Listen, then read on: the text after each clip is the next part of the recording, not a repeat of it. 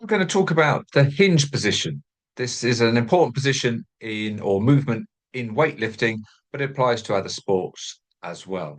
I'll look at specific examples in weightlifting and then hopefully you'll be able to work out the transfer to other sports. Okay, so coaching the hinge.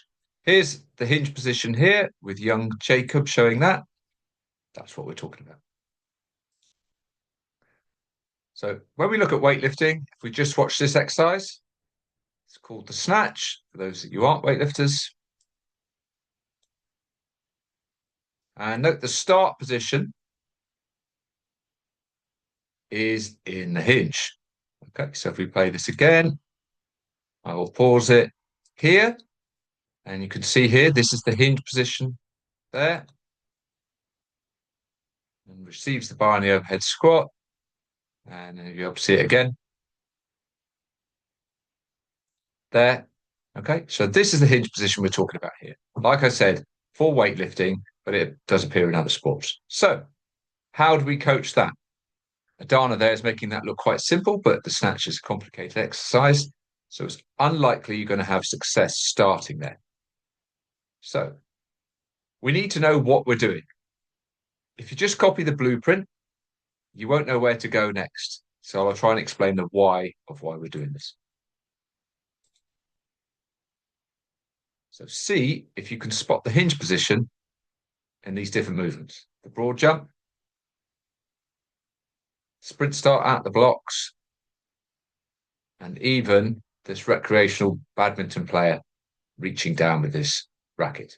Okay. So it applies in other exercises here. Here we've got one way of doing it. It's with the dumbbells. Oliver's doing here a dumbbell high pull. So you can see that he's going, that's a simple exercise. So again, I'll pause there. So hopefully you'll be able to see that with this light's a bit faded there, the hinge position there. Okay, so here's one way of doing it is to use dumbbells. So it's a bit simpler. He's keeping it close to his body and he's got that action right. However, again, that's a step down, but it's unlikely you're going to get success starting with that exercise. So what we do at the club is look at different ways of introducing the hinge, which aren't a direct coaching demonstration follow method. So here we've got different ways if you can get people to do things or different coaching styles or methodologies, sorry, learning, exploration, free play, problem solving, some individualized, okay, different methods of getting to the same outcome. So here we haven't even used the word hinge. And these young people are just passing the medicine balls over and back. But look, they are doing the hinge without realizing it. The task creates the solution. And the task is pass the ball between your legs, receive it between your legs, and then back over your head. So again, they're hinging and then coming upright. So that's an example of doing it at an early stage. They're using med balls here, but you could just use a tennis ball or something. Something like the load here is not the important aspect, it's the movement that we're looking at. And again, we see variation within a variation. Okay, so we looked at the snatch. Here, the youngsters are doing squats, overhead squats, or actually, they're not doing overhead squats. They're doing different foot patterns with their squats, and they can hold the stick where they want to. Now, this hasn't got anything to do with the hinge, but I'm just using this as an example of, look, there, Caitlin's doing a staggered squat, Alice doing feet together, Aaron's doing his feet as wide apart as he can. Mitzi's holding the stick down below. So here, although it's not the exact movement that we want to get to with an overhead squat when we come back to the snatch, we're doing variety within it. Now, there's room for error here and a safe room for error because the weight is only the stick. Okay, so they're just getting used to the movement. They're getting used comfortable with the variety of patterns. Then we might say, once I know I'm happy with the movement, I might say grab an implement. And an implement, what we mean, as you'll see in a minute, is athlete empowerment. So we're giving them the choice. They're allowed to do it 95% of the time, they'll be sensible. You may get a beginner coming in who wants to lift too heavy, but most of them, they sort of know the limitations. So here we are. We've got Bulgarian goat bags. we got sand discs, med balls, and they could choose whatever they wanted. And they do the same thing, but here's load. So not only is the weight is what they want to do, but the style of loading. And even here, Josh has got one. Josh is holding the Bulgarian goat bag here by the straps in front of him, whereas earlier on he was putting it over his back. So he's varying even with the same implement. Okay, so that's variation. Now, then we could do the same thing with a hinge. Okay, so little Zara's doing it with dumbbells, just the basic action here. Mitzi's doing it with a med ball, and Jacob was doing it. So then this is more specific coaching. So once I've coached them with it, we can load it again. We're not too worried about it as long as it's safe-ish. Once they could do it with the body weight, then we can add light loads. And again, they choose the weight. There's an aqua bag by his feet there as well. Zara's got a choice of 2 dumbbells. She's chosen those ones. And Mitzi's doing the med ball on the back. Notice the positioning here. That's on the back. Jacob's got the goat bag on his back. He's holding onto the straps like that. And then Zara's doing the dumbbells in front. The load position, obviously, it does change the force and the amount of load on the back where the weight is, but they've chosen that. Okay, we're not too worried about that at the moment. What we're not basically when they're choosing the load, we're not sweating the small stuff. You know, which implement is it? Is it in front or back? I'm just always checking the movement because we want to get that movement fundamentally solid so it could be repeated time and time again without necessarily having to do it in the same way because their bodies get adapted in a narrow scale there, and their minds get bored as well. Whereas these youngsters here, although they're doing the same movement, we're tricking them to thinking it's doing something different. Sometimes you have to give a bit of direct instruction. So Ruby there was finding it difficult to put it on her back because the aqua bag is not heavy. And I had to give her some direct cues there. Okay. So sometimes you do have intervene, which is fine because she was struggling with that.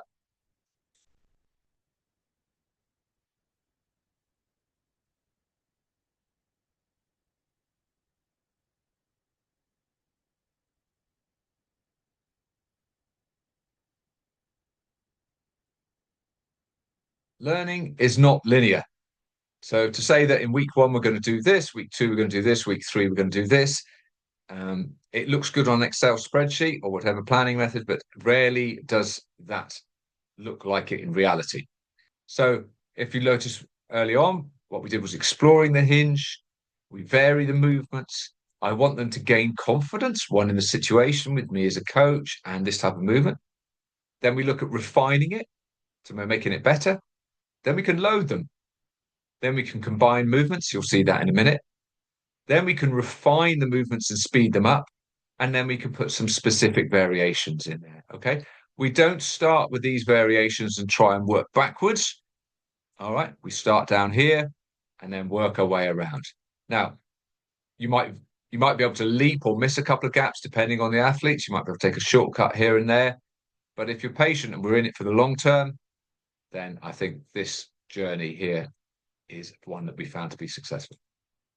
So we've got some combinations now.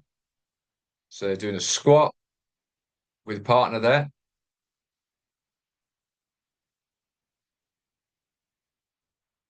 And then a partner lateral lunge. So they do the squat first, then do the partner lateral lunge. And then, as you can see, they get into a hinge position here, but it's a lateral hinge position with just one leg. Okay. And I'll keep quiet on this one. You can hear that they come up with this an idea about how to make it successful.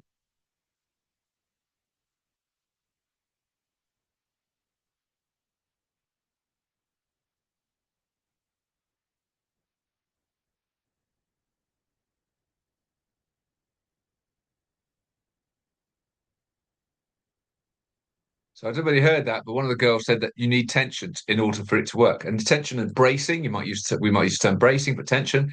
So that's something they've linked and understand. And if they're coming up with the solutions or an understanding, then we're winning because they're not waiting for me to give them the answer. They're coming up with themselves. I've just guided them there. And here's one we do.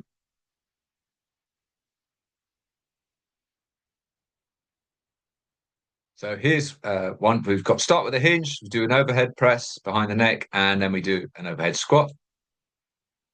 Hinge there.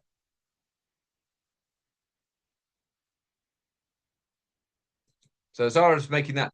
It's not perfect, but it's good enough at the moment. We wouldn't load that anymore, but she's getting the movement. But just putting three movements in a sequence like that is quite complicated for young people, or even adults. So that's one way of doing it. To show you that again. Are we? Not perfect, but good enough.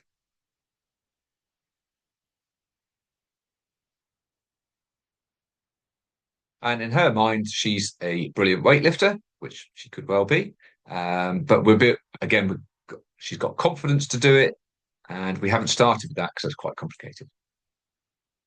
So when we coach movement, we observe it, we might have to intervene, and then we reflect on whether our interventions worked. Okay, so we observe, so we have to move around when we're observing this movement. The interventions can be more direct, we can change, we give specific cues, and we reflect whether that works. The same cue is unlikely or to work with every single athlete. It might not even work with the same athlete two sessions in a row.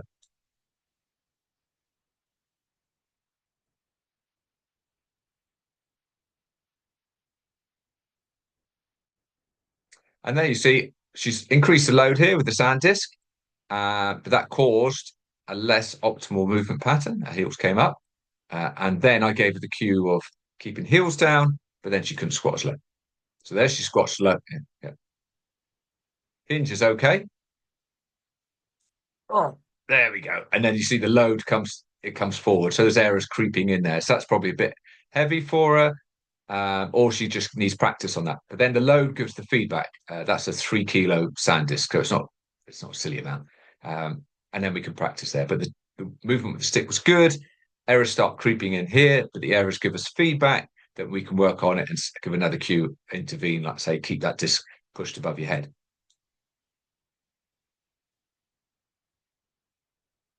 Does not have to be 100% perfect in order to continue or move on. Okay. Good enough is good enough. Is it safe? Yes. Do they need to have trial and error? We can't just aim for perfection before we move on because they'll never get anywhere. Okay. There's no such thing as a perfect technique, and every athlete's technique looks different. So we're not looking for perfection. We're looking for good enough, safe enough, putting it together. So we've talked about weightlifting specifically, but now we can look at some individual variations for different sports as well, coaching the hinge. Here, uh, this is what happens in football. We might not training for it, but if we just train on one leg, this is Jack, one of our club members, getting, well, I don't know whether this is a legal tackle or not. This is a football match, not a rugby match. But you can see he's in this hinge position, but he's also leaning at 45 degrees and his weight is on one leg. Okay. So we cannot just do a bilateral hinge position all the time. We have to change things. Yeah. So here's Dylan doing a hinge, which then becomes a dumbbell clean and a dumbbell jerk. Combining that with a single leg step up. And you can see that. So we're doing a unilateral movement. We come back to the picture of Jack footballing. And then we're combining the lateral lunge. And again, there's a hinge from the hips there. So he's having used to his adductor muscles and hamstring muscles, which replicate the sideways achievements in football. Sorry, sideways movements in football. And then here's another harder one. This is ridiculous. This is ridiculously hard exercise, but here's in the hinge position here. He's trying to work on his um, core control, and his hamstrings are having to work to brace. So there's a static hamstring isolation there, but his core's having to control while he's rotating that disc. And the cue is looking through the hole of the disc, pushing that disc away. So he's got tension there. And because it's away from his body, the levers work against him. He's a tall man as well. And then another one on this single leg hinge, slow down, control up. He can only do this exercise because he's familiar with the hinge and comfortable with it. I'll keep quiet now. Now, the other leg he had loaded because that was his good leg. He's rehabbing his ACL at the moment. This right leg is not as strong, so he's doing it unloaded, but the same action.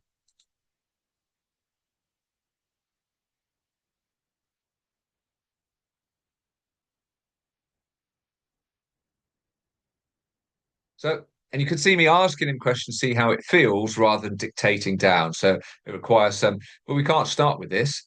Okay. We've gone through the stages process, so it's familiar, and then we're always asking and feeling how we're going there. So remember, when you're coaching, you observe, you can intervene, or what we like to say, we change behavior, and then we reflect. Is it working? Do I need to do more? Do I need to go back? Do I need to add load? Do I need to change my cues? What do I need to do?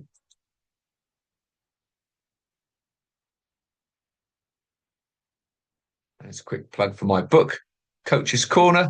Never neglect an opportunity for improvement. Reading matters. So available on Amazon, my book. Thanks for watching. I hope that you found that useful and has generated some ideas. Although we talked about the hinge, remember that sequence of learning and the idea of the guided discovery and the journey that athletes go along can be used for every other movement you want to do as well. Thank you.